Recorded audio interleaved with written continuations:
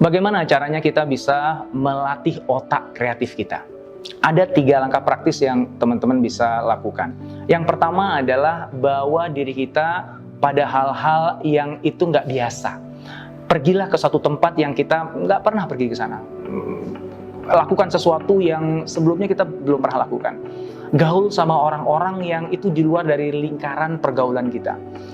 Dan ketika kita lakukan itu, kita akan terekspos pada hal-hal yang baru, hal-hal yang unik yang kita nggak pernah alami sebelumnya, kita nggak tahu sebelumnya. Dan itulah bahan bakar dari kreativitas. Ibarat kompor itu, supaya apinya nyala kan kita perlu minyaknya ya, bahan bakarnya ya. Dan kombinasi minyak yang paling tepat untuk membakar kreativitas kita itu adalah ketika elemen-elemennya itu berbeda-beda. Kalau yang kita tahu, yang kita lakukan itu cuma itu-itu aja, maka kreativitasnya ya cuma itu-itu aja.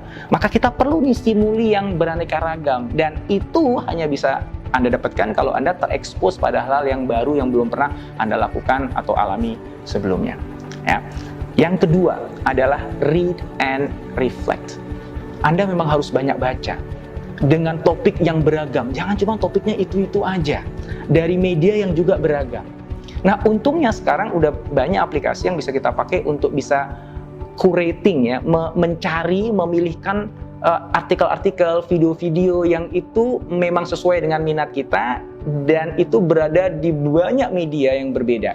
Itu langsung ditarik sama aplikasi itu dan disajikan ke kita layaknya sebuah majalah yang tinggal kita baca aja. Yang semuanya itu relevan dengan apa yang kita pengen tahu, tapi cukup bervariasi sumbernya, bentuknya, dan juga kontennya. Nah, dengan itu kemudian kita punya banyak pengetahuan nih, punya banyak hal yang kita bisa absorb di dalam pikiran kita. Tapi jangan berhenti di situ. Tadi saya katakan apa? Read and reflect. Setiap kali kita baca satu artikel, kemudian kita ajukan sebuah pertanyaan. Gimana supaya pesan yang disampaikan oleh si penulis ini bisa aku pakai dalam kehidupanku, bisa aku pakai dalam pekerjaanku.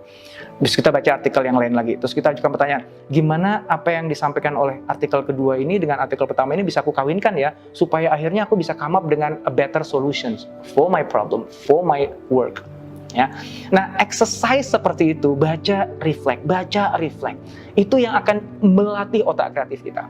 Dan yang ketiga adalah ya, simpelnya gini, kita dimanapun kita berada, kita ketemu dengan objek yang sebenarnya biasa ya. Misalnya, saya ada mug di sini. Mug ini fungsinya untuk apa sih? Untuk menampung air minum saya.